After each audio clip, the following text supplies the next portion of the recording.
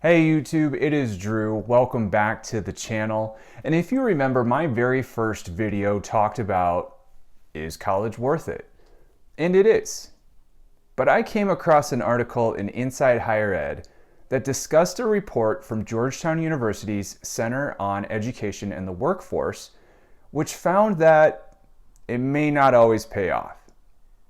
So what this report did is it looked at new data from the college scorecard and combine that with economic data of several thousand graduates over the course of their careers to see who earned more over their lifetimes and which careers earned more based on what they studied in school.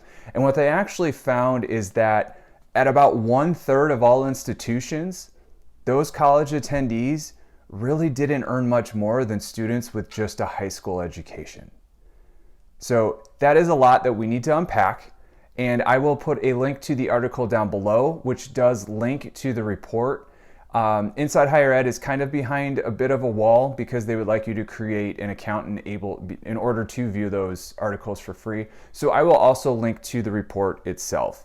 It is very much a database that you can kind of sort through, but they do have the resources that kind of explain what those fields mean.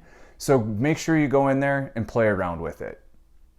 So looking at the takeaways as covered in this article, what they found is with the students who started college but did not finish, those were the ones who were most likely to earn about as much as those with a high school education and nothing more. And what that really means is, in spite of having that advanced education, because they didn't have a completed degree, they didn't have that credential that they were able to put on a job application or their resume, and that's what makes the difference. Another thing they pointed out is that typically with lifetime earnings through 10 and 40 years out, those who went to pharmacy schools or STEM-related schools or had STEM-related degrees were likely to earn a lot more, which is not really surprising because we typically see like the health professions and computing and math and engineering, those typically tend to earn more. So that does not come as a shock to me. When they looked at 2-year institutions versus 4-year institutions, what was interesting is that those who attended 2-year institutions typically earned more in the first 10 years than those who attended 4-year institutions. And the report really kind of alluded to the idea that they were only in school for 2 years, so they entered the workforce earlier. And because they were only in school for 2 years, they incurred less debt. However, over time, beyond the 10 years, the 4-year graduates caught up and surpassed the 2-year graduates in terms of earnings, with the exception of, you guessed it, a STEM degree. So when you go to a 2-year institution and get a highly focused technical degree like computer programming, you are more likely to earn more than someone who went with a 4-year degree in something, we'll say the liberal arts as an example. When it looked at public versus private, the report found that students tended to earn more in their lifetimes when they attended public schools because of the lower cost. However, just like the 2-year versus 4-year, eventually those who went to private schools actually caught up and surpassed over time as well with their earnings.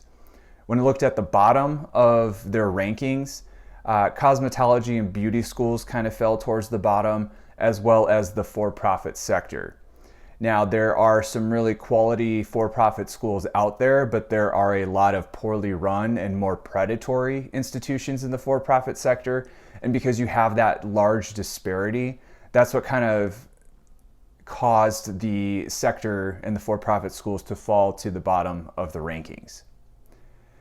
In tying this all together, my takeaways are this. 1, finish your degree. Your degree means everything. It's a credential. See it through to completion, whether that's at a 2-year or a 4-year institution. Even if you are going to a 2-year and plan to transfer to a 4-year, make sure you finish that 2-year degree. I would not recommend transferring early. In some cases that's acceptable, but largely I would not. You got to get that associate degree first because that's that first mark in your resume and that's your first accomplishment. The other thing I would say is, yes, STEM degrees earn more, but I wouldn't discard any strengths or interests just to pursue those degrees because they earn more. So if you're a writer at heart, don't go looking at engineering or computer programming because you want to earn more over the course of your lifetime. You will not be happy, you will not feel fulfilled, and you will feel like you wasted your time in college, assuming you're engaged enough to even finish that education. I think looking at this report and this database, it's just another tool in your toolbox as you look at potential schools or potential degrees. You can really start to look at what are graduates in your programs earning, what are specific schools in your state, how are they doing with their graduates and what they earn. But you're really going to have your own reasons for attending certain schools and majoring in certain degrees and doing the things that you do. Use this as a guide. Don't take it too literally. Don't take it to heart. In fact, I would say your time is better spent becoming the best student that you can possibly be. So with regards to this report, if you end up going to a school that's ranked low, according to this database, that doesn't mean you won't earn more if you apply yourself and you take advantage of those opportunities while you're a student. So really focus on your path, your journey, and just use this as a guide overall. So I will put those links down below. Go take a look. Don't forget to hit subscribe, and I'll see you in the next one.